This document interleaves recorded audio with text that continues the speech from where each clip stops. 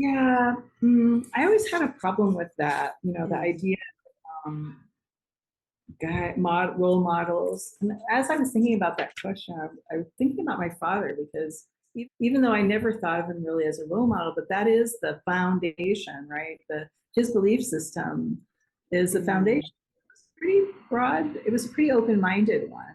He was a I don't know. The story about him was that he as a conscientious objector when he was 18 or something, he went to prison for being a conscientious objector, crossing the Whoa. border from Mexico into Texas, ended up in a Pennsylvania prison. And there were other conscientious objectors there, so people who were not really prison types. Mm. He segregated the prison.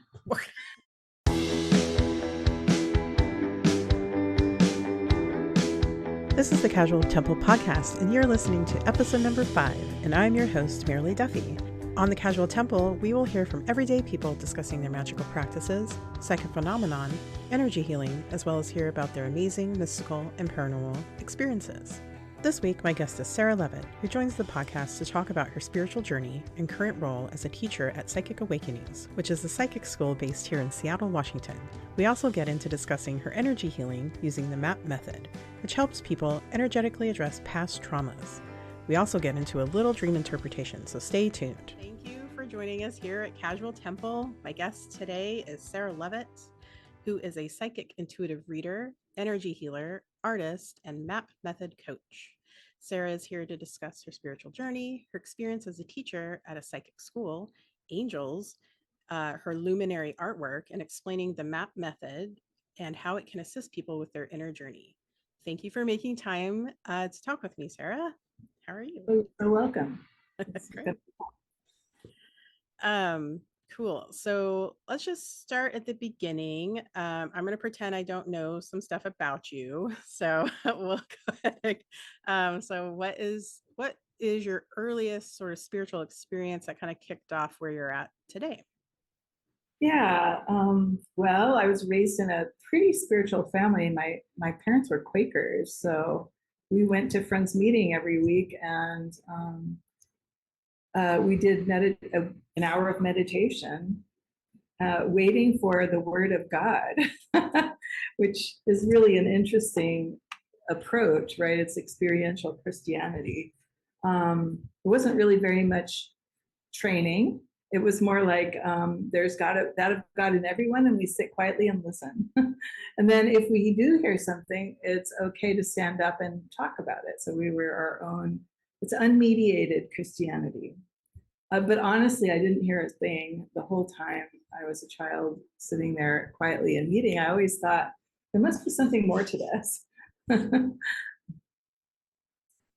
Yeah, and so that's interesting. I know you've talked about your upbringing before, and that's always interesting to me. Um, and was there a time kind of when you were either a child or a teenager where you had sort of something either paranormal or odd that happened that made you go kind of what you just said, like there's something more to this? Or was it just attending those meetings where you're like, I think I was a very spiritually oriented child. It was more, for me, it was more about nature. I was just, running around in the woodlands. I was born in the eastern woodlands and running around chasing little critters, salamanders, turtles, whatever I could find, because that was my thing, was finding cool little animals. But it wasn't really until I was in college, I think, that I had my first really conscious spiritual or paranormal experience, and that was a dream healing. I was reading this book called Creative Dreaming, very old book with different techniques from different cultures on dreaming, and there's a chapter in there about healing yourself in your dreams. And I was at UC Santa Barbara, and I was experiencing really severe hay fever, just like I could not go outside without being all itchy and uncomfortable and swelling, and it was not my normal summer. And so I decided I would heal myself in my dreams. So I remember I was riding the bus around town that day, and I think I must have put myself in a trance because I I remember I was just sort of mumbling to myself in my dreams. I just kind of did that all day. And then I went to bed and I had this dream about bandaging a little puppy, a little white puppy. And when I woke up, I never had hay fever like that again. It was just gone. So even though, I mean, that's pretty dramatic. Yeah. Yeah. So I was surprised, but I never thought about that as something like a message or an idea that, oh, I should maybe look into this spiritual healing stuff more. Mm-hmm. Or, there might be I might have some skill. I might have an ability, but it never occurred to me somehow. Right. Follow up on it. Yeah. I'm wondering about, I know you do some dream interpretation. I think maybe more for fun is kind of how I remember. Yeah, it's hard to get people to take that seriously. Yeah. I don't know, because I find it an amazing language.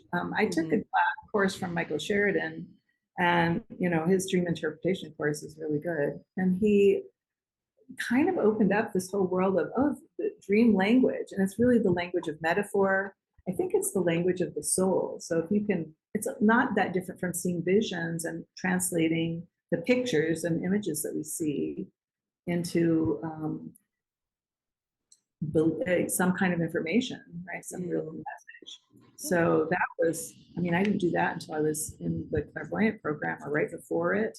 Maybe it got me to go into the clairvoyant program even, because there was a dream that he interpreted, and it was something about, it kind of pointed out this ability to channel, which I had never really thought. I mean, I knew I was experiencing something by then, but I didn't really have it as a gift as much as a problem.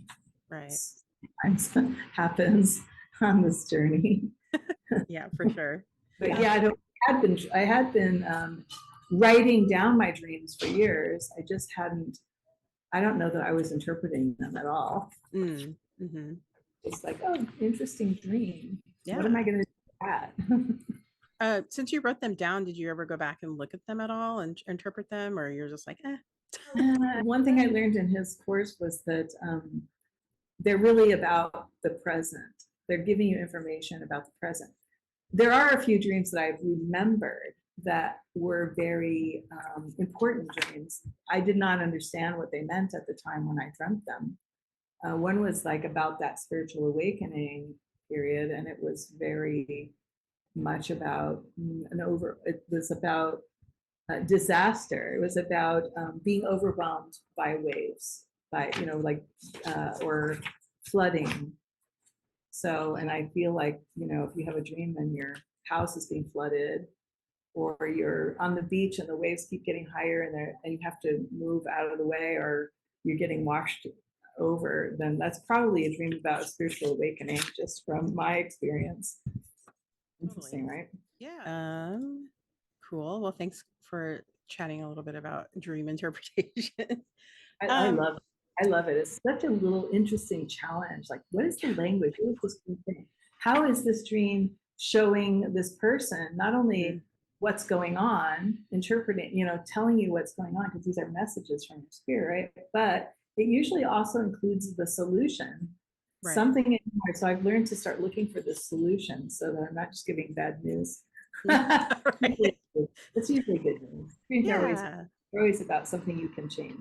Yeah, for sure. Like, you gave me a really good insight into a dream I relayed to you about. I'll just go talk about it really quick so the listeners know. So basically, I had my biological father passed away. We didn't have a really great relationship. However, he passed away during 2020, and I had a dream where it wasn't him and it wasn't me, but it was a father and son figure. And then the son was like in their front yard, and I was like observing this, but I was also understanding I was the son. Anyway, it was really weird. But the son there was a rowboat, and then the son had oars, and he had nailed the oars onto the neighbor's house. Right. And me observing this was getting a lot of anxiety of like, oh man, you just messed up. Like that, why did you do that? I'm like observing this as in the dream. And then the father comes out of the house and walks up to the son, and I'm like, oh man, that father is going to give you some hell for that. Like the neighbor, what is going on? There's a lot of anxiety. But the father was like just looked at the oars on the house and like touched the nail. And then he was like, oh, these are going to come out really easily. They're masonry nails, it's going to be fine. And then I was like, what? But if I remember correctly, you were telling me that, and you can reinterpret it because I'm just kind of relaying it very quickly. But what I remember you telling me was like, oh, it's like boats kind of indicate like, again, like a spiritual journey, that kind of thing. Um, and I was like, oh yeah. And then sort of like maybe the other house, I can't remember what the other house would, you can help me if you remember I it. think there's something in the dream that says, oh, but this will come out easily. Like that's Yes. the things are going to come out easily. So you kind of listen Yeah. your way, however you write down, what words you use are the message. Oh, that's so good. Yeah, they are. I know it's quite interesting how that Yeah, works. very cool. Yeah, thank you. Yeah, I always think about that, and it was really cool. So I always appreciate that. I think that we know Um, spiritual language, that mhm. metaphor language, it can be very intuitive, but it's also makes some kind of sense. It's almost a little bit literal sometimes. Mm-mm. Oh yeah, yeah, yeah, yeah. And so you have to kind of jump over your ability to rationalize and figure things out to Mm, literally saying things are going to be all right. yeah, yeah. Aw, I like that. Thank Cool. you. I did have a question, and I think we mentioned this in one of our conversations before, but I don't know if we ever got into it deeply, but what do you think the difference is? And sorry, this is a question I'm kind of throwing at you, but I think you can answer it. What do you think the difference is between soul and spirit, or do you think there is a difference at all? Well, that is a kind of a challenging question. Spirit is, the energy part of ourselves. I think that whole like spirit could be a really big picture of you, or it could be a small picture. I mean, I always thought of my spirit as myself, my higher self, in some way, like the healing part of myself, and that part of myself that is guiding me, my Mhm. spirit, right? And the soul is, that it's like, I mean, it's part of the heart, right? It's like the heart of you that comes down into the world. That is the soul. It's always is connected to who you really are, and it might feel like a very small part. What we label as the soul is, but it's the experiencer, right? The one who experiences the world, the life here and above, probably. So I can't give you an absolute definition of that, but I do think it's an interesting question. Yeah, that's good. Yeah, I've been thinking about that lately, so I was curious what you thought. Um, cool. So I know that you have had I would say it was like a spiritually transformative experience. Um, but and so I don't know if you want to talk about that and then how your spiritual path progressed from there. Yeah, yeah. Well, as I said, I always thought I needed more formal training than the Quaker, because the Quakers are kind of like, do as we do. Or there's that of God in everyone, listen, and you'll figure it out. It was just not a real, I mean, not that what they were doing was bad. It was just a very, Quakers are very practical, sort of activist. We think we can make the world better kind of people. So there's a very physical part of that, right? And the activists kind of like acted out in the world. So I got a lot of that, Mhm. right? My father was such an idealist, right? We were being dragged around to peace marches and great boycotts and all the kind of social work, social justice work that he was interested in. Hmm. Yeah. So even though I felt a need for more formal training, I didn't really get that until I, was in my 20s. Later in my 20s, after college, I was kind of hung out at the Theosophical Library for a while, reading books. I got to know one of the ancient librarian there. He was also riding the bus from Capitol Hill to through the U District a lot. So I kept running into him on the bus and kind of struck up a friendship, and he kept talking about Findhorn and places to go, spiritual ideas that he was experiencing. So it was kind of a fun little uh, connection, right? Because young people don't talk about that really. Some people my age weren't talking about that anyway. I did, you know, I think that I had a spiritual kind of underpinning to everything in my life. I really was a very spiritual person, maybe because I was raised by these sort of devout people, but um, and maybe as a blessing, that sort of Quaker belief isn't really very controlling, or there's not a lot of judgment, or you should do this or you shouldn't do that involved in it. It's pretty open, right? Oh, if you see God in everyone, that's good, right? So I feel like, yeah, I was just sort of floating around. I know my art had a spiritual focus, and in some ways it was about perception and learning, because I didn't really see visions. I didn't really have any, aside from dreams, no paranormal experience that I made connection with, really, except that one time. I mean, I had dreams that would predict certain things. Like before I met someone, sometimes I would have a dream. It was always like 3 days. Oh, in 3 days, I meet somebody. How cool. But I didn't think of it as, I don't know, it's just when you're a kid, you just see what you see. Anyway, my art is about perception and learning to see and follow that. It was about, a lot of it was about opening. And I think, probably that was the underlying kind of drive in my life, because I really was closed down spiritually. And I think I did that out of protection in some way. But when I was in my, 34, I was 34 years old, and I had a falling out with someone in my family, which really caused a lot of disturbance. It was kind of like my beliefs were shattered at that moment and what a family was supposed to be. And I went home, and I was also, I decided to see a counselor because I was having weird experiences. Like I would go to a doctor's office and I would cry. There was no real reason for it necessarily. I just had this sort of, there was something under there that was not being treated, or so. So I went to this counselor, and she happened to work with Betty Lamont, who's a neurodevelopmental therapist. And she said, well, I think from your language, the way that you speak, that you could probably use some work on your brain. There's some brain thing going on. So she sent me to Betty Lamont, and I went there and I did the exercises and got diagnosed, and she gave me some ways to start stimulating the brain, which basically is creeping and crawling and rolling over like a baby.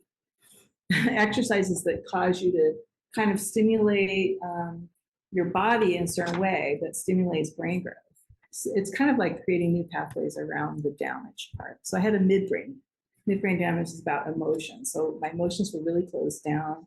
My ability to connect with people was not very good.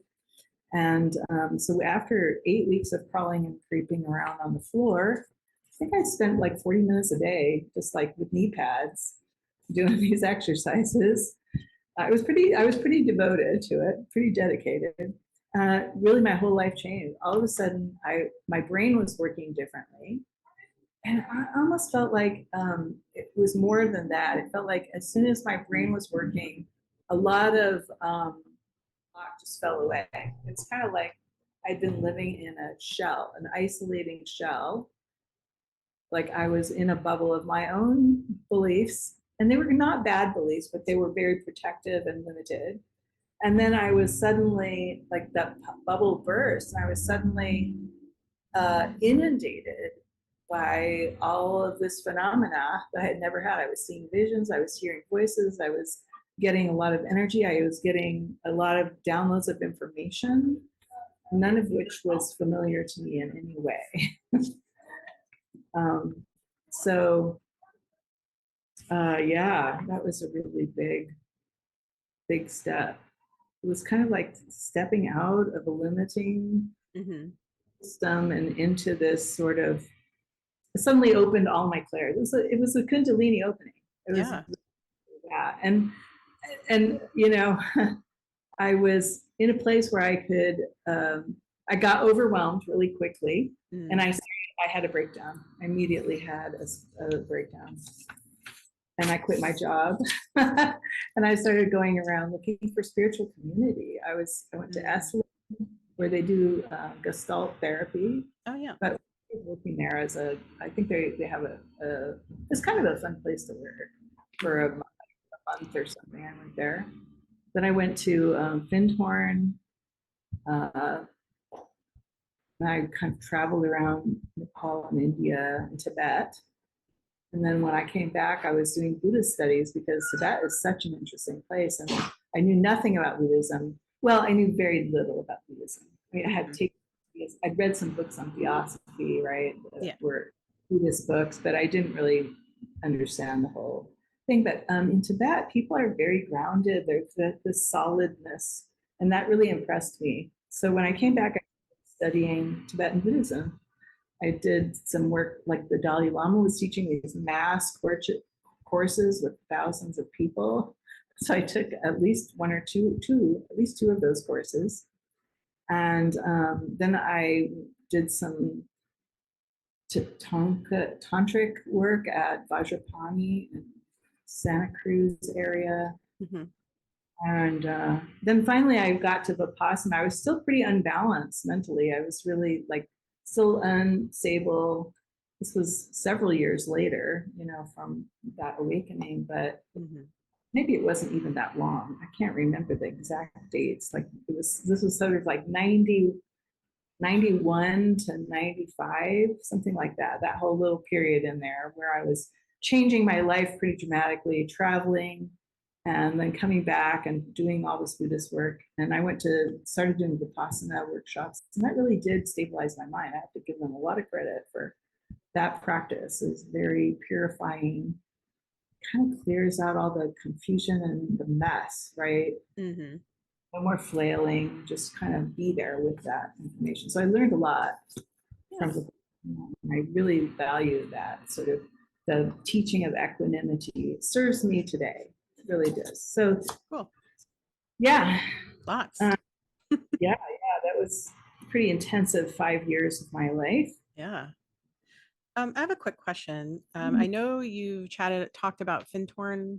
It's Fintorn. Can you explain what that is? Oh yeah, it's a spiritual community. And when I was young and growing up, I had this book called The Magic of Fintorn. It was just like a little picture book, right? And it Wow. was how they were working with the devas. And Mm. they had created this spiritual community in northern Scotland. It's on the North Sea. And the elderly Theosophical Society librarian, was also really he knew Peter Caddy, who had visited the Theosophic Library, and he was talking about him. And so he kind of planted that. So I had the little book when I was a kid that had said they grew giant cabbages in sand, or whatever that was worth. It was interesting enough to me that I remembered it. And then I talked to Peter, this Glenn, his name was Glenn, and he kind of planted the idea that it might be a cool place to go. So when I had my breakdown, I said, well, I'm going to find spiritual community somewhere. I'm going to go there. So I took off. Ended up spending 6 months there just doing their programs. Like they have a living in community program. They have an Easter week program. And I just stayed as long as I could until I finished all their programs, basically. Right. Yeah. Nice. Yeah, Findhorn is a spiritual community that has, it's kind of new age, kind of open to lots of different types of spirituality. There's a lot of British or um, Wiccan or I'm trying to think of the Druid kind of stuff that comes through there. There was some Sufis there. who did Sufi. So it was a kind of a bunch of different, it wasn't one religion or one kind of cult belief. It was sort of a space where people could explore and be open to different kinds of spiritual practices. So that was a kind of a cool thing. I called it a spiritual cacophony at the time. Yeah, it's a lot. That's a lot of stuff happening in one place. And they were growing vegetables with the help of devas. Wow. Very cool. So with all of this, were there any either role models or human guides that you had or that you looked up to, maybe either that you knew personally or that you just kind of like followed a lot, sort of their path and wanted to emulate it? Yeah, I always had a problem with that. The idea of role models. And as I was thinking about that question, I was thinking about my father, because even though I never thought of him really as a role model, but that is the foundation, right? His belief system is the foundation. It's pretty broad. It was a pretty open-minded one. He was a I don't know, the story about him was that he as a conscientious objector when he was 18 or something, he went to prison for being a conscientious objector, crossing the border from Mexico into Texas, ended up in a Pennsylvania prison, and there were other conscientious objectors there. So people who were not really prison types, he segregated the prison. Wow. That's pretty good. That's a really interesting legacy. Yeah. Yeah. So got some interesting influence there. Totally. My mother was, mostly about doing things. She wasn't a very big talker, but we were always doing something creative. We were sewing, we were making things, we were, decorating, whatever it was. It wasn't always high-end art idea, but it was always a part of our lives, doing something creative. Well, my dad was really creative too. People I read, I was influenced by Pema Chodron and by Carolyn Myss back in the 80s and 90s, when that was really, that book on, what is it, Anatomy of the Spirit, is a pretty valuable, really interesting way to look at spiritual development. So I got a lot out of that book. Mostly reading, I think. I read a book called Ancient Futures, Learning from Ladakh, too, that was very interesting, kind of about how culture changes over time. I thought that was a really interesting book. It was about Ladakh is, of course, the Himalayan side of India. And it was about how when they opened Ladakh to Western culture and what happened to the people there and how their values changed when tourism came into it. It's a really interesting book. And it has sort of a Buddhist philosophy underpinning it, I think. Well, we can move to your current incarnation about being a teacher at Psychic Awakenings. If you want to talk about why you decided to become a teacher, and kind of go from there. Yeah, well, when I came to Seattle, I somehow ended up in this program, Psychic Tools 101, the class I teach now. And it was so helpful and grounding, and it really integrated everything that I had learned, kind of like everything fell together. And I suddenly felt more empowered, like, oh, there's energy and you can work with it. And here are some ways. It's amazing how I could have gone through almost 20 years of this spiritual experience and not have had anybody say, well, you can do this, or this is one way to look at it and try it. And, the actual hands-on tools were so valuable to me. And I feel like when I was looking back in the early 90s, when I was looking for a spiritual community, I was thinking there should be a place where people can learn something, and I feel like, in a way, this is the result of that wish. It's like, oh, I can help people go through spiritual awakening without all the foundering and the challenges. We still have our challenges, but if you have a few tools, it feels much more empowering and possible to, do something, as opposed to just being a victim of whatever this is and not understanding very much what to do. It's more than a philosophy, right? Because philosophy doesn't, like Vipassana also is not really a philosophy. It's a way of being, of working with the energy. It's just looking profoundly at yourself. And so that was my first tool, and it really did rebalance my brain. And then I came back up here in Seattle and I started taking those classes, and I got all excited because I was suddenly able to function again in a much better way. Mm-hmm. Yeah. Just having a way to do something. There's a really big difference between a philosophy and a tool. That's what I made. Anyway, it was so valuable, and I'm so grateful to be able to be here teaching these tools. I learned so much from my students. Mm-hmm.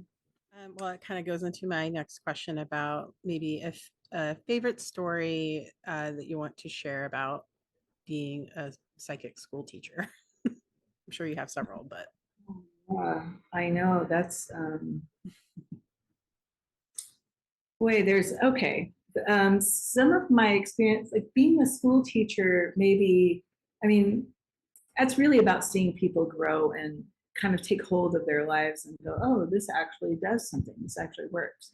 But when I'm doing readings, that's when I really get some interesting insight. And my favorites are when I'm working with someone and their guides come in and start teaching me through the reading. And I'm like, oh, that's a really ways that I wouldn't have thought. And my one reading I had in particular, I could see that this man had been in all of these wars that I had heard of in history books. Like he'd been in lots of war. He was a warrior.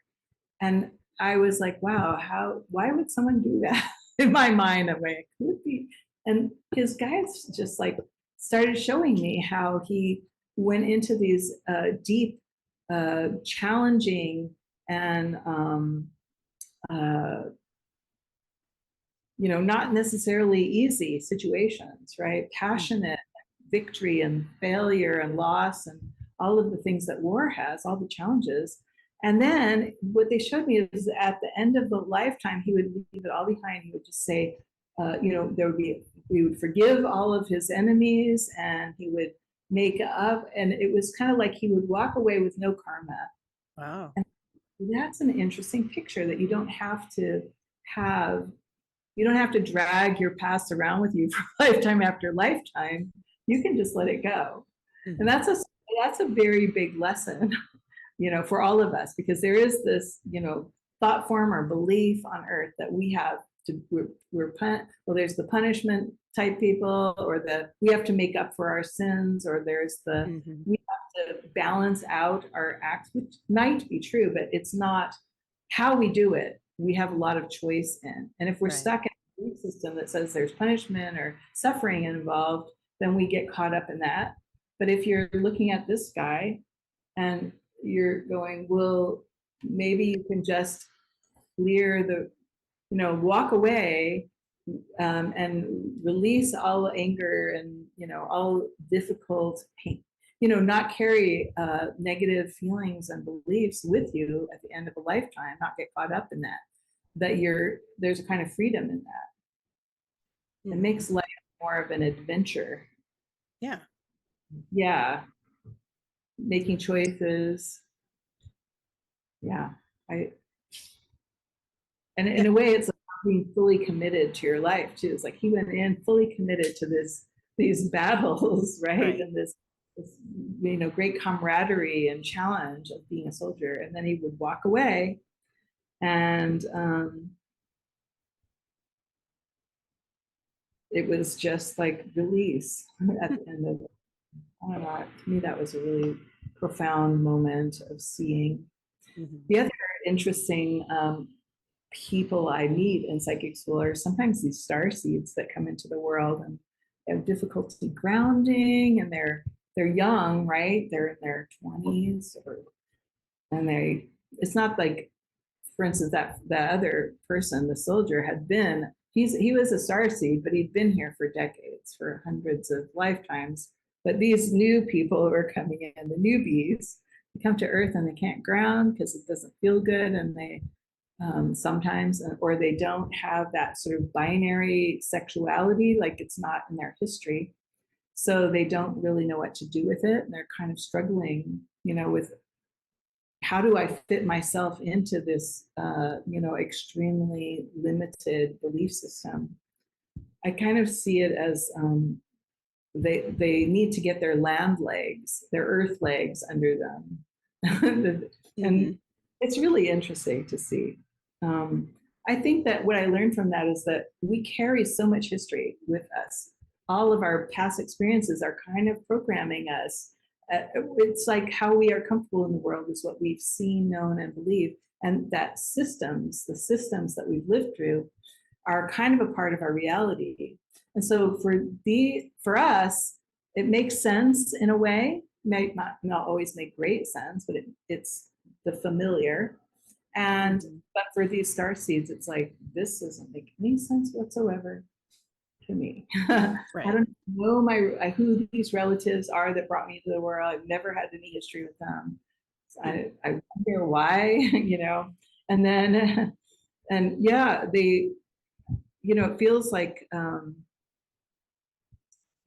when they do find their grounding, they're going to really shift the planet, because a lot of them are very psychic, very aware.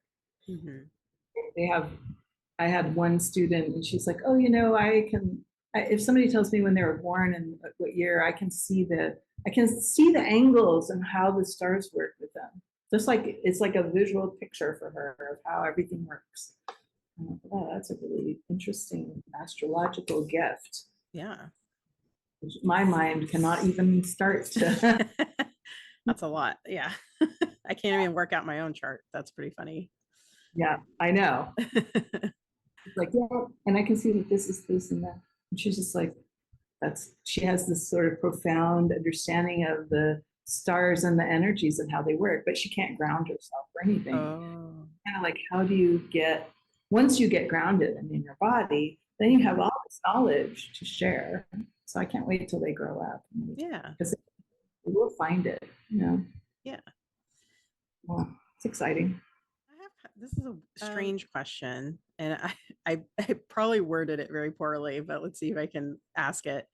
But have you ever sensed someone like in your just kind of walking around your everyday life, and you're like, ooh, this person could benefit from taking some In my classes? math sessions, that comes up because I feel like empaths, anyone who's struggling with the energy, is going to benefit from just a few things: grounding, learning to be centered, kind of owning their energy and knowing that they can let go of other people's energy. And yeah, I run into that all the time. And sometimes that is the healing. Sometimes the healing is that you can do it, that you don't, it's not just something happening to you. That kind of goes into my next question somewhat, but so Seattle, we're both in Seattle. I took I went to Psychic Awakenings. But Seattle is considered like a tech city, like one of the biggest tech cities in the world.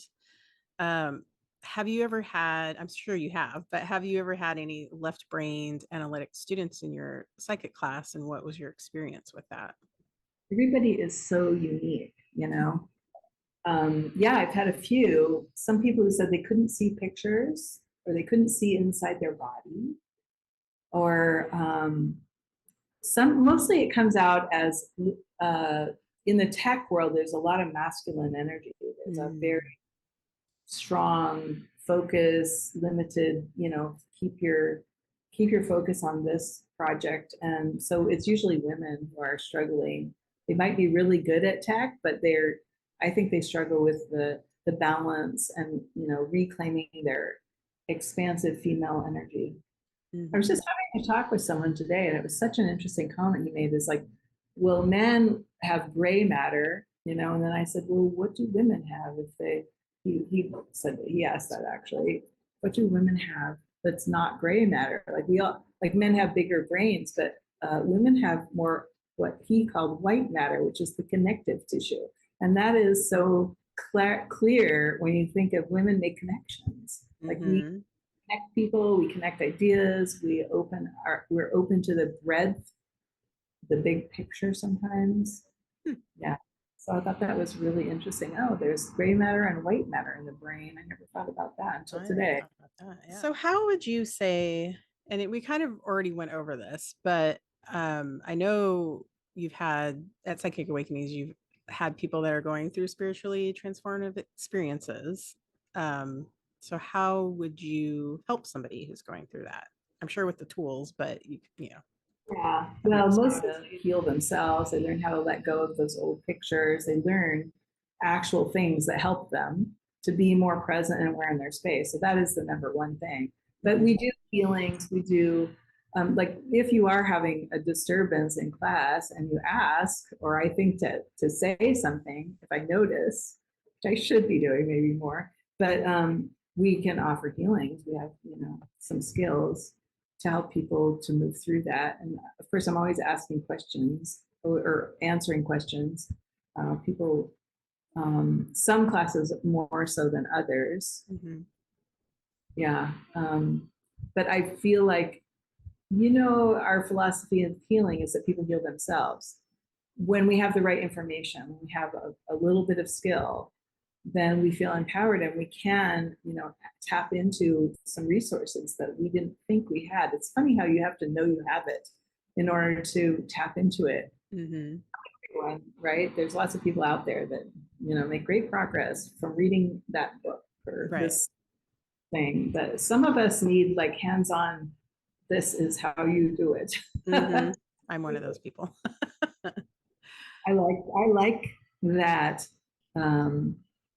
that kind of, oh, there's a tool I can use for this, because the tools that we teach are just examples. You can start making up your own tools. They're how metaphor works with the spiritual language. Right. Going a picture, an idea created through a picture that works for your body is gonna help you transform your life. And sometimes there's a little leap of faith there for a minute until you see that it really works. That's why, like grounding. Right? Yeah. We use kind of pictures on how to ground. And then people start noticing that it really does feel different when you use a tree image than when you use a waterfall, than when you use a blue light. And suddenly we're reading energy. Yeah. How would you describe, or how would you explain pictures? I mean, I know what pictures are, but how would you explain that to somebody? Our energy, it's a vibration that we hold in our bodies. Like we kind of tuck things away in our bodies. They're memories, they're based on memories, they're based on beliefs. We usually pick them up like this foundation beliefs when we're very small. I'm surprised I'm still finding pictures that were part of my upbringing as a child or even an infant. My most recent one was that my mother quit teaching when I was born. And for her, she was a school teacher and she really loved it. And she lost her income. And there was a profound sense of sadness and loss because she no longer had that freedom. She had been teaching before she got married, and then she suddenly, after her second child, she quit. And I feel like there was a kind of a profound, so I suddenly realized that I had kind of taken that into my body, that when you leave a job, there, like, you walk away from something good. Like it's kind of weird how and because it was a sad thing, it's kind of odd how she so I kind of took on that energy of leaving work or leaving money behind and I realized in my life I've kind of done that in different jobs. Like, oh, I walked away from a job for no real reason or for some idea that wasn't really very well thought out, and it wasn't necessarily always the best decision. I walked away from a lot of money in my life. And I'm like, oh, where did that come from? And then I kind of rooted back there. And somehow in my infant mind, I had picked up that belief that you walk away from money. So funny. And isn't it interesting how that event wasn't even my life, right? And yet I had been living out that vibration somehow. So pictures are a vibration that we carry, a belief that we carry and when it has seniority over us, like that one did. And Mhm. and you know, I picked that up in the womb probably to some degree, Yeah. you know, as an infant. And I didn't know where it came from. I didn't really even see it until I started doing these clearings. Really, I saw that in a map session, which I was doing called the 11 Money Saboteurs. And I'm like, where did that come from? And why did I take that on? And how now, you know, that I've been through most of my work life already, Mhm. I, I suddenly see this pattern and how it played out. So when we have a picture, it creates things that we do without kind of thinking about them in a way, or we think of them through and they still come out the way that this picture says they should. It's kind of like a belief, and there are worse ones than that. You know, Yeah. sometimes some very challenging energy from our parents. Not all parents are in the right place when they have children. Yeah. Isn't it funny how we could pick up one little thing? My mother was a very happy person, and my parents were not starving or having a lot of trouble. It was just that she had that profound experience of sadness over that loss. Probably Mhm. at the same time she was having postpartum. Oh, right. Yeah. So anyway, Wow. Yeah. Thanks for explaining pictures. Very that explains helpful. it. So I know I took one of your your angel workshop, and I think you do it around the holidays. Usually Um, around beginning of December, I try to do that workshop because angels and Christmas seem to go together to me. yeah. They're with Yeah. us. Uh, You so why did you want to even start working with angels? know, What are I feel like I came to angels unexpectedly. I didn't really like my history wasn't really around angels. The only angels we ever had were on the Christmas tree or at Christmas time, never any other time. But they kept knocking at my door. You know, I would go to a bookstore and an angel book would fall off. And I'm like, well, I don't want to read this. But I somehow did. Mhm. Um, it wasn't until later that I realized that I needed that help. Like angel guides are high vibration. They're not going to mislead you. All you have to do is ask for what you want. And they're very much the higher vibration people. And, you know, I started working with them more while I was in the CAP program because another person, when we were doing one of those reading exchanges, Mhm. uh, the partner that I had said, oh, I want to work with Hana L. Can you take a look at what that is and how that would work out? Because he was an acupuncturist.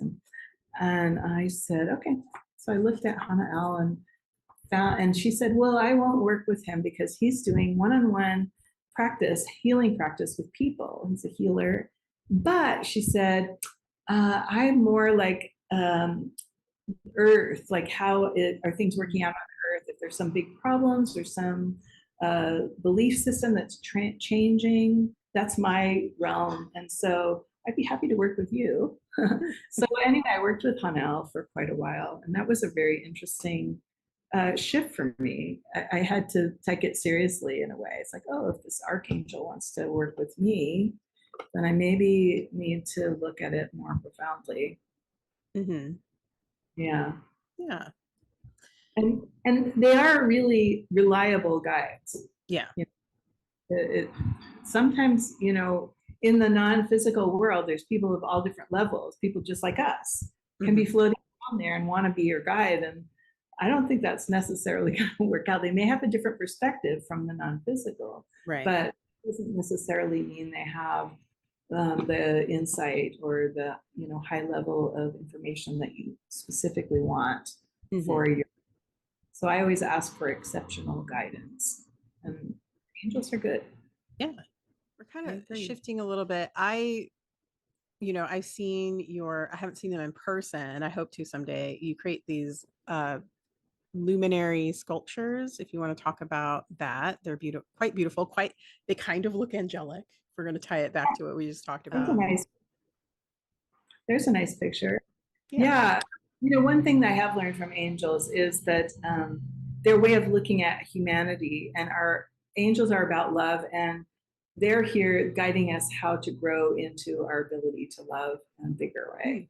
Mm-hmm. That's one of the things that we bring to the world that not it's not necessarily brought by any other life form. It's like something that sets us apart, according to angels.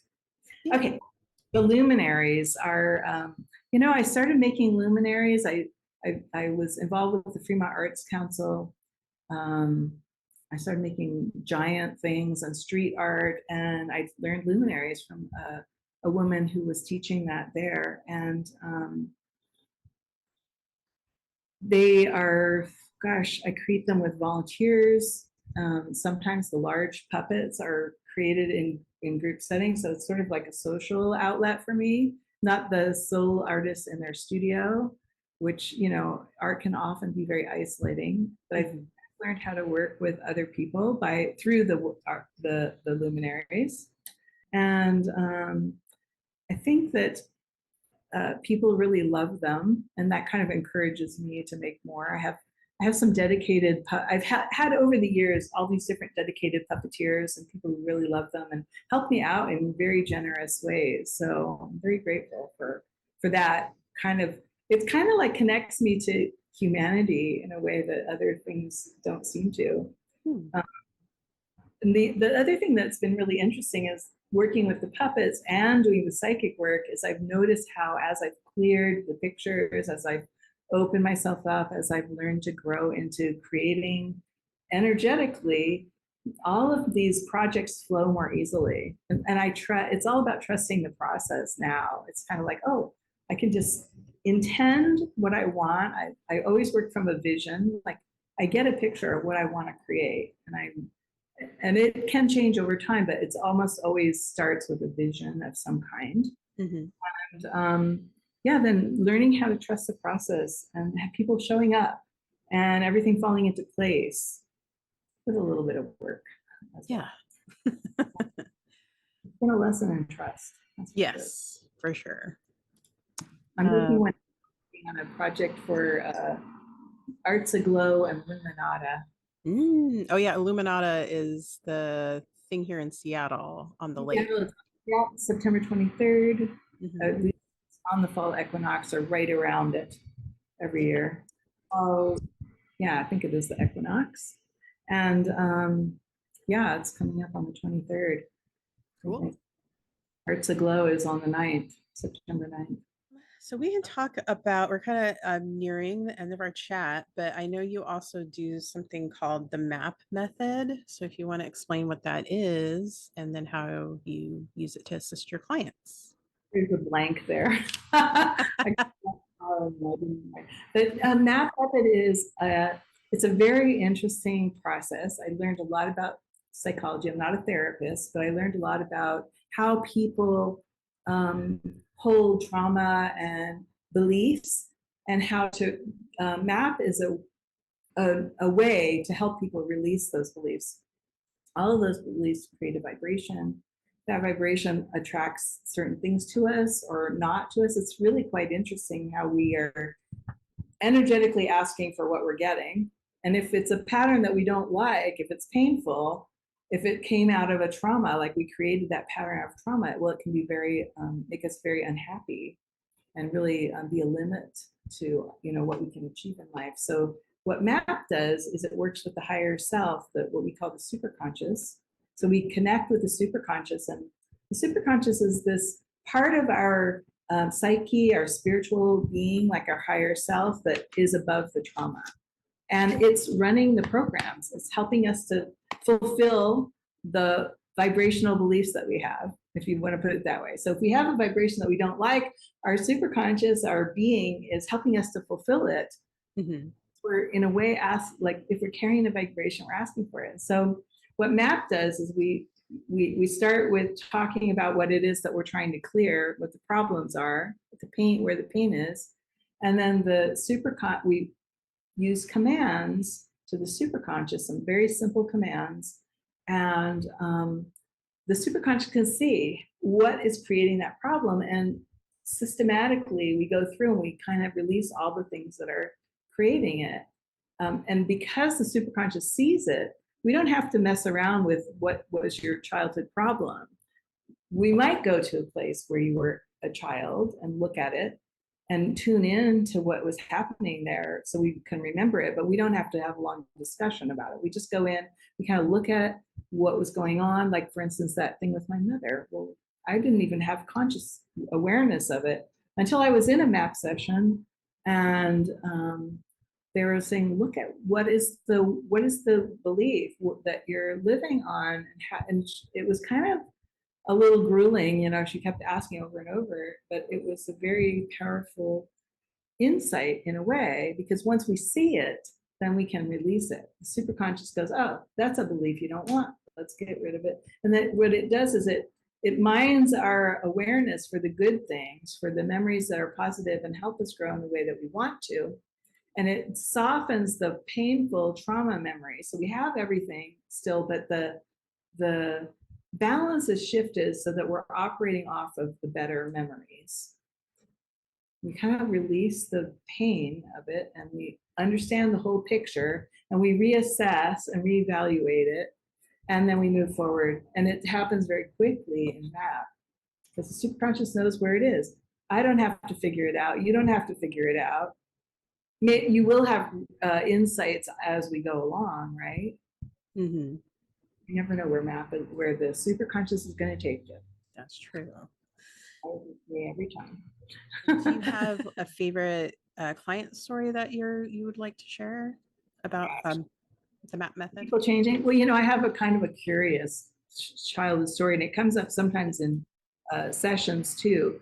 So I have this client who, she's a wonderful person, and I really admire her strength.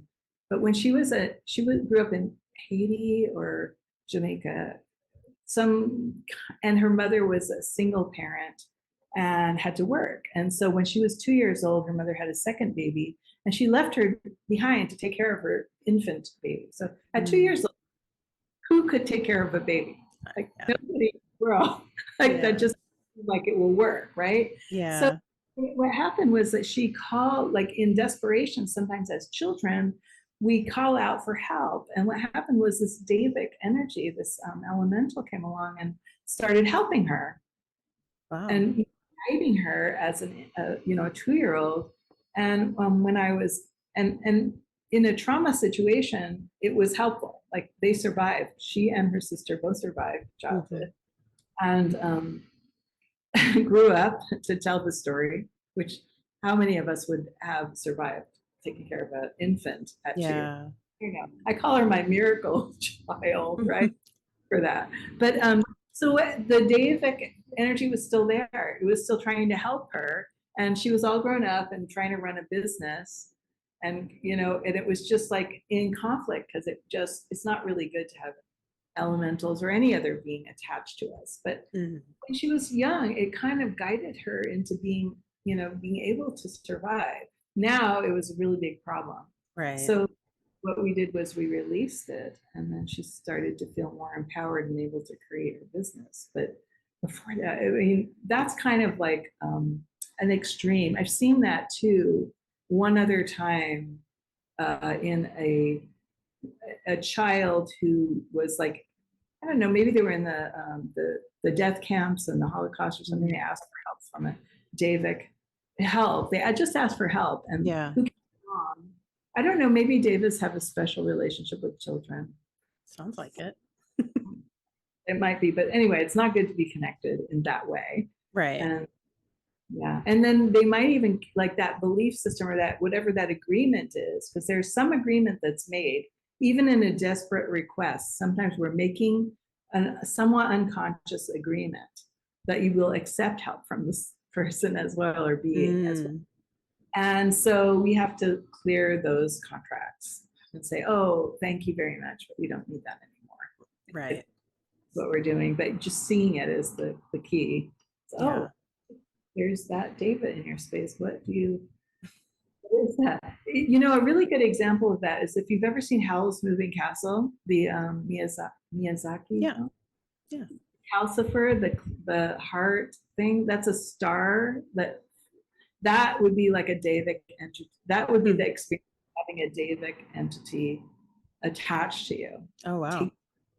Keeping the heart flame. It needs fire in the heart, right? It's like it's saying, I need this, I need this, I need this. And yet it's not healthy to have the star being in your body. And to Right. me, that I kind of had that insight at some point. It's like, oh, that's what that picture is, a Davic attachment. Mm-hmm. They're never healthy in the long run. I Right. mean, you can have relationships with them, but you Yeah. don't body. Want them like in your space all the time, kind of guiding you really, or No. to an extent. Yeah. Right? Not even, we don't even really want the angels in our space all the Yeah. time. Yeah. We're like, okay, never mind. They have too much of a high level view. They don't understand, like, we got to pay bills and take showers and, they don't get that part. Or they have their own attitudes and beliefs that they're trying to instill in you, and they don't always fit in every situation. Yeah. But yeah, I mean, that's why we teach that you need to be owning your own space. You are in charge and you're in control of it. And if there's some contract or agreement that's betraying that trust, that Right. you be senior and have seniority over other beings, then you're going to be in trouble, whether it's a ghost of your ancestor or what. It still Right. doesn't. Well, cool. Well, wow. That was a lot, Sarah. Thank you for sharing so many interesting stories.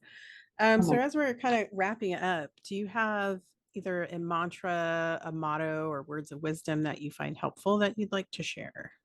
Oh gosh. Well, the one thing that I came to mind is always keep looking. Like if you don't have feeling, if you don't know if you can't find what you need, don't give up. Just keep your open mind to that, or keep your focus on what you really need. It's really like setting the vision as clearly as you can of what you want, Right. and not giving up. Right? It's like, really setting clear visions. I don't know if that's a motto. It's like always be aware that some things change and something will come your way if you keep your mind open to it. Yeah. Yeah. I mean, that's not really a motto, but it's close I can get. I mean, it's like a good thing to keep in mind, keep clear vision, and then keep your mind open for the solve or whatever, the solution or whatever, Right. It's kind of like don't give up, but it's not a very good motto. Well, I mean, there's a lot of times anyway. Yeah. I just want to not today. Be aware, that as we grow and change, as the world grows and changes, solutions show up for us. Solutions show up. And if we're open to them, then we'll actually find them. Yeah, for sure. Yeah. Well, thank you, Sarah. Okay, so what contact information that you would like to share if people want to find you and see what's going on? Yeah, I have a website, and it's kind of this messy combination of map, psychic, and art, because I don't have that kind of boundaries. Boundaries for external things, but my internal life is very much all connected. So, or maybe it was too much trouble to have 3 separate websites. So I have one website, it's Lovett Arts. That's LOVETTARTS.com. And there's map coaching information there. There's psychic information. There are links to finding me.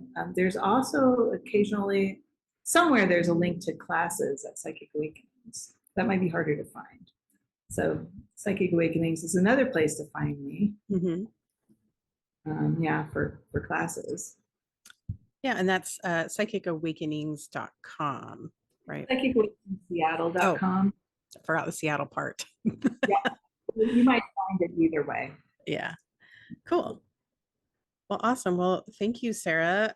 Thank you so much for your time and sharing all your wonderful stories. And I always enjoyed you as a teacher. And thank you so much. You're so welcome. I'd like to see you stepping into this bigger picture of you. That was an interview with Sarah Lovett, where we discussed her spiritual path, her role as a psychic school teacher, and her work assisting people energetically address their past traumas. Please see the show notes on how to contact Sarah and learn about all the amazing ways she assists people on their healing journey. To learn more about the Casual Temple podcast, please visit our website, casualtemple.com. where you can listen to past episodes and learn more about me and my psychic reading, energy healing, and spiritual guidance services at Celestial Ring Guidance. There's a Casual Temple YouTube channel, so please like, share, and subscribe, and click the notification bell. New episodes will be released every Wednesday. Please be sure to leave a review and share this episode with the people in your life who enjoy this content. And thank you so much for listening.